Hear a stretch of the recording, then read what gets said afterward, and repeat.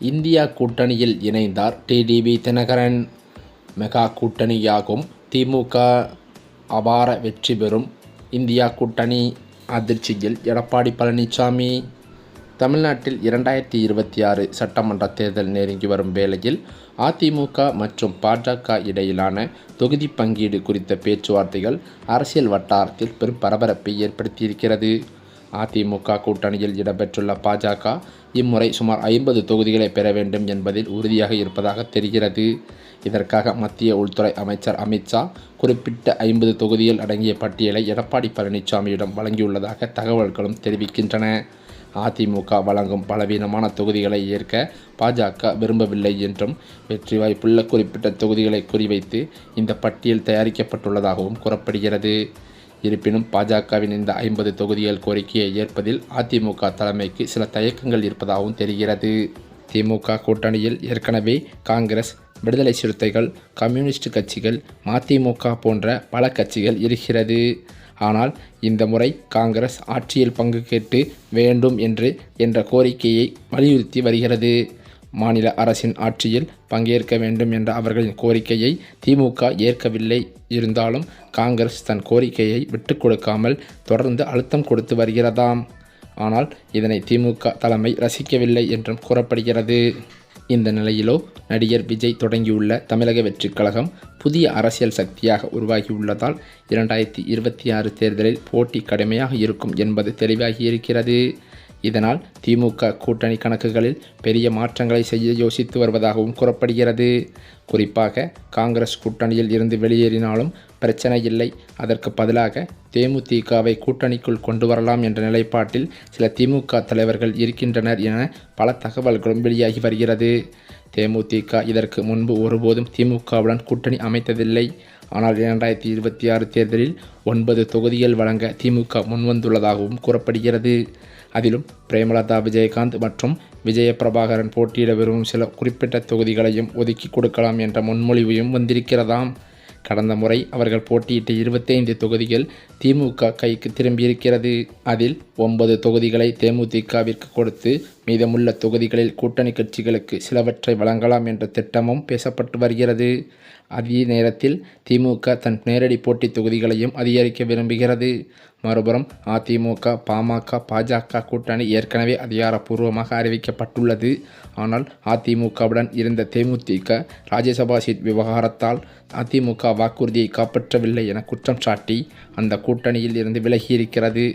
ஏற்கனவே அதிமுக தேமுதிக கூட்டணி மீண்டும் உருவாகும் என வாய்ப்பு மங்கலாகவே இருந்து வருவதும் குறிப்பிடத்தக்கது.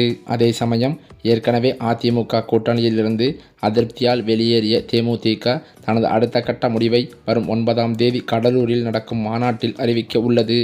காங்கிரஸ் வெளியேறினால் மிஞ்சும் தொகுதிகளை தேமுதிகவுக்கும், கூடுதல் சீட் கேட்கும் மற்ற கூட்டணி கட்சிகளுக்கும் பிரித்து கொடுத்துவிட்டு அதிக இடங்களில் தாங்களே நேரடியாக போட்டியிட திமுக கணக்கு போடுகிறதாம். நடிகர் விஜயின் தமிழக வெற்றிக் கழகம் ஒருபுறம் சவாலாக இருக்கும் நிலையில் காங்கிரஸ் எடுக்கும் முடிவுகளை தங்களுக்கு சாதகமாக மாற்றிக்கொள்ள திமுக தீவிரமாக செயல்பட்டு வருகிறது. அதே சமயம் என்னதான் தனது கூட்டணியை பலமாக வைத்திருந்தாலும் மாற்றுக் கட்சியினரை தங்கள் கட்சியில் இணைக்கும் முயற்சியில் ஸ்டாலின் தீவிரம் காட்டி வருகின்றார். ஓரணியில் தமிழ்நாடு என்ற உறுப்பினர் சேர்க்கையின் மாற்றுக் கட்சியினர் பலரும் திமுகவில் இணைந்து வருகிறார்கள். அதிலும் குறிப்பாக அதிமுக மற்றும் பாஜகவை சேர்ந்த முக்கிய நிர்வாகிகள் பலரும் சமீப காலமாகவே திமுகவில் இணைந்து வருவதால் நாளுக்கு நாள் ஸ்டாலினுக்கு பலம் கூடிக்கொண்டே செல்கிறது. இப்படியான நிலையில் அண்ணா அறிவாலயத்தில் முதலமைச்சர் ஸ்டாலின் முன்னிலையில் அதிமுகவின் எக்ஸ்-எம்எல்ஏக்கள் இருவர் தங்களை திமுகவில் இணைத்து கொண்டனர். 1991 தேர்தலில் சிவகாசி எம்எல்ஏவாக இருந்த பாலகங்காதரன், பழனி எம்எல்ஏவாக இருந்த சுப்புரத்னம் ஆகிய இருவரும் திமுகவில் ஐக்கியமாகியுள்ளனர்.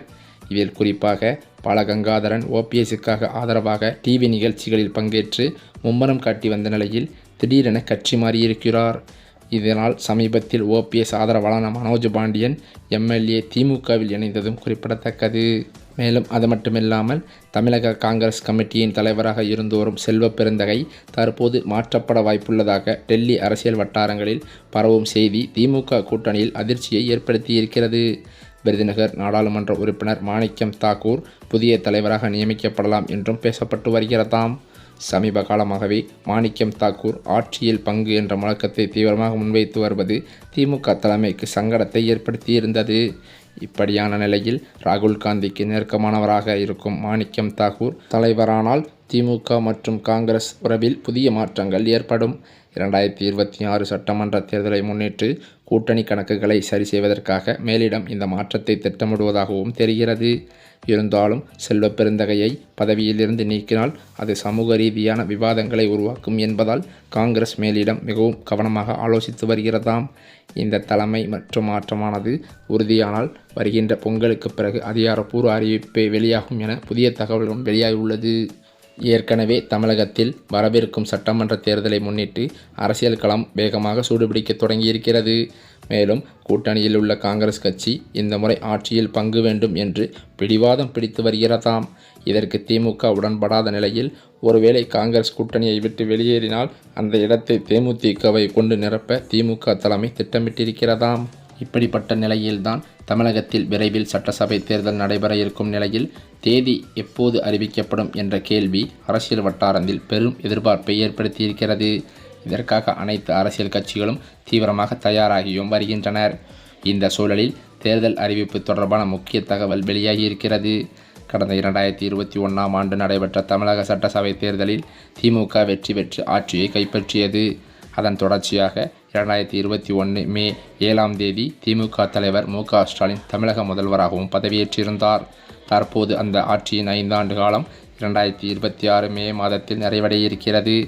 இதனைத் தொடர்ந்து அடுத்த சட்டசபை தேர்தலுக்கான பணிகளில் அரசியல் கட்சிகள் முழுவீச்சில் ஈடுபட்டு வருகின்றன. இந்த முறை தமிழகத்தில் 4 முனை போட்டி நிலவி வந்தது. திமுக தலைமையிலான கூட்டணி, அதிமுக தலைமையிலான கூட்டணி, சீமானின் நாம் தமிழர் கட்சி மற்றும் நடிகர் விஜய் தலைமையிலான புதிதாக உருவான தமிழக வெற்றிக் கழகம் ஆகிய கட்சிகள் தேர்தல் களத்தில் நேரடியாக மோத இருக்கின்றன. மேலும் திமுக தனது தற்போதைய கூட்டணி கட்சிகளை தக்க வைக்க முயற்சி செய்து வரும் நிலையில் அதிமுக தரப்பில் எதிர்க்கட்சித் தலைவர் எடப்பாடி பழனிசாமி மற்றும் பாஜக தலைவர்கள் கூட்டணியை பலப்படுத்தும் பணிகளில் ஈடுபட்டு வருகின்றனர். விஜய் தனது கட்சிக்கான கூட்டணியை அமைக்க முயற்சி செய்தும் வருகிறார். அதே நேரத்தில் நாம் தமிழர் கட்சி தனித்து போட்டியிடும் என சீமான் ஏற்கனவே அறிவித்ததும் குறிப்பிடத்தக்கது. இந்த நிலையில்தான் தமிழக சட்டசபை தேர்தல் தேதி எப்போது அறிவிக்கப்படும் என்பது குறித்து முக்கிய தகவலானது வெளியாகியிருக்கிறது.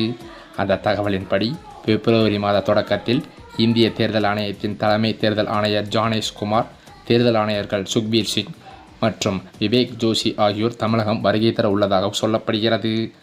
இந்த ஆய்வுகள் மற்றும் ஆலோசனைகளுக்கு பிறகு தமிழக சட்டசபை தேர்தல் தேதியானது மார்ச் மாத தொடக்கத்தில் அறிவிக்கப்படும் என்றும் கூறப்படுகிறதாம். மேலும் அது மட்டுமில்லாமல் தற்போதைய சூழலில் பாஜக அதிமுக இடையிலான தொகுதி பங்கீடு பிரச்சனைகள் இன்னும் ஓயவில்லையாம். அமித்ஷா கொடுத்த 50 தொகுதிகள் பட்டியலை எடப்பாடி பழனிசாமி ஏற்க முடியாமல் தயங்கி வருவதாகவும் தகவல்கள் வெளியாகியுள்ளது. இந்த நிலையில்தான் டிடிவி தினகரன் அவர்கள் திமுகவிற்கு போவதா, அதிமுகவிற்கு போவதா, பாஜகவிற்கு போவதா என்பது குறித்த ஆலோசனையில் ஈடுபட்டு வரும் நிலையில் அவர் அதிமுக இடம்பெற்றுள்ள தேசிய ஜனநாயக கூட்டணியில் வருவதற்கு தயங்கி வருவதாகவும் சொல்லப்படுகிறது.